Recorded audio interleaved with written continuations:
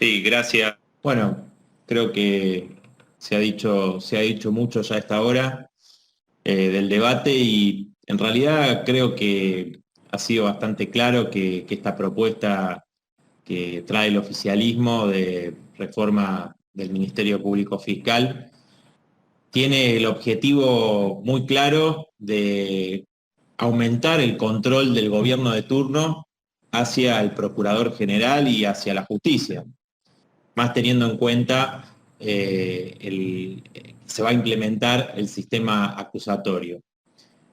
Y lo han dicho diputados y diputadas del oficialismo, han explicado las coincidencias de este proyecto con lo que impulsaba el macrismo, ¿no? Casi idéntico en el 2017. Varios mencionaron inclusive el proyecto en el Senado, firmado por Pinedo, Pichetto y otros, y por eso, como nos opusimos en aquel momento, nos vamos a oponer ahora.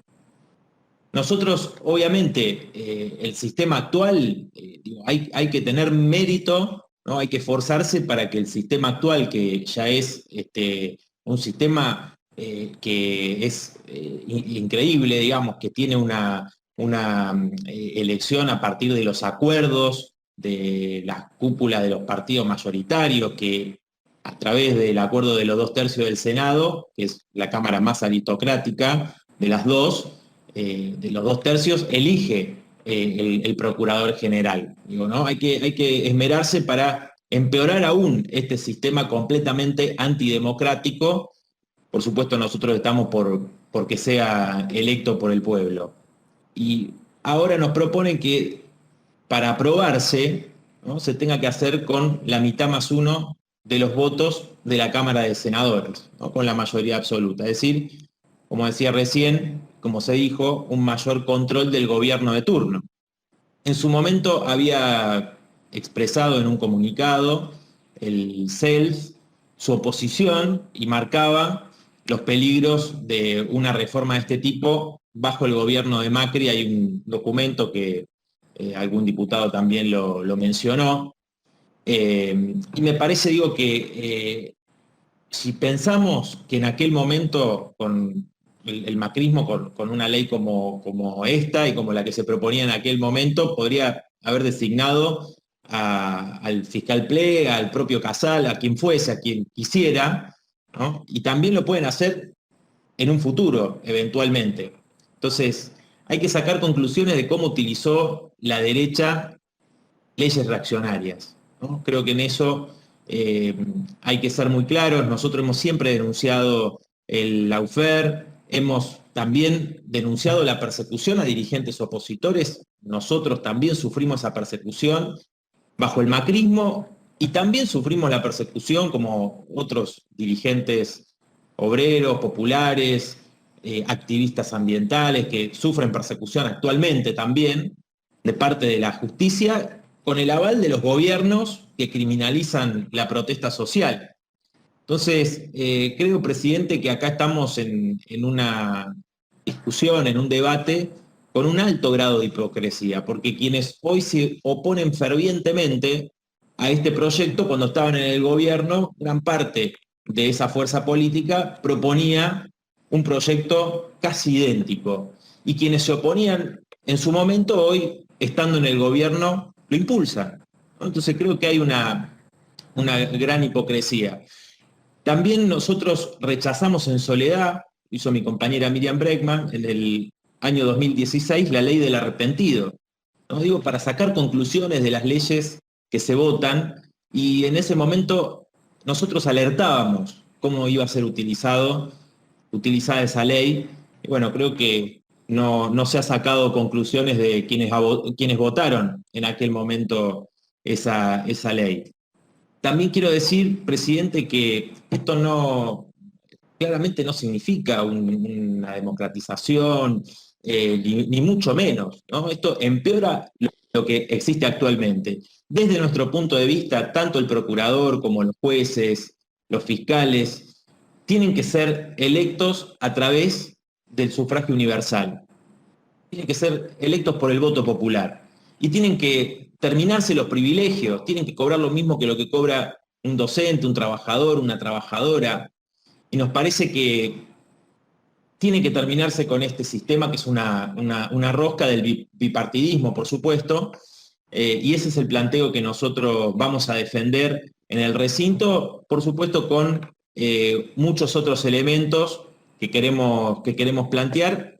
Y quiero decir para terminar que esto no solamente lo vimos en Argentina con el gobierno de Macri y en otros gobiernos, sino que lo que sucedió en Brasil, por ejemplo, con el Lavallato, el fiscal Moro, todo eso se cayó, ¿no? Y muchos Juntos por el Cambio estaban en su momento elogiando todo lo que significó el Lavallato, ¿no? Es decir, la utilización del Poder Judicial a su favor para perseguir dirigentes opositores, ¿no? Que en Brasil nada más y nada menos que significó la cárcel y la persecución a Lula, que cuando se dieron las elecciones en las que ganó Bolsonaro estuvo proscripto, denunciamos esas proscripciones en su momento, ¿no? Y creo que hay que ser muy claros en este punto, en la utilización que se hace por distintos gobiernos del Poder Judicial. Y también referirme a algo que me parece también de mucha hipocresía, ¿no? Que acá se hable, se rasguen las vestiduras, de Juntos por el Cambio, algunas diputadas y diputados que hablaron de la pobreza que existe actualmente, de los bajos salarios, cuando su gobierno, después de 4 años, aumentó en 4 millones de personas que fueron pobres en su gobierno. 4 millones de personas más se hicieron pobres bajo su gobierno. Hubo un endeudamiento fenomenal que fue justamente para financiar la fuga de capitales de los grandes grupos económicos. Digo, un círculo vicioso que lleva muchos años en nuestro país, bajo distintos gobiernos, y los que siempre salen perjudicados son las grandes mayorías populares. Y me parece que en eso tenemos que mirar Latinoamérica, tenemos que mirar lo que está pasando en Colombia, donde una enorme rebelión popular puso contra las cuerdas a Iván Duque, y la respuesta represiva, como no podía ser de otra manera, de ese gobierno, al que muchos ponían de ejemplo a Colombia, ¿no? Desde la derecha, como el Oasis, lo mismo con Chile, ¿no? Que tuvo su gran rebelión popular en el 2019. Ahora Piñera recibió un duro golpe en la elección de constituyentes, ¿no? Y me parece que la conclusión es esa, que los sectores populares tienen que tomar en sus manos, en sus propias manos, su propio destino.